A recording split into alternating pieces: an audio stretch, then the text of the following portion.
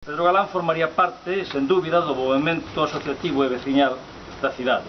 Probablemente sería socio e mesmo membro da directiva da Asociación de Veciños do noso barrio. Pedro Galán sería hoxe, como foi en vida, un mozo políticamente activo e seguramente sería un dos mozos que veñen de intervir neste acto os que están aquí presentes.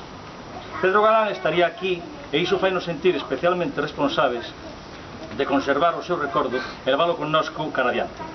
Pedro Galán viviu tempos moi complicados e afrontounos con valentía, como con valentía afrontou a súa morte. Parece fácil falar de valentía, de vida e morte, pero non nos facemos unha idea real do que un ser humano ofrece e pode sufrir polas súas ideas, pola súa clase, pola súa patria.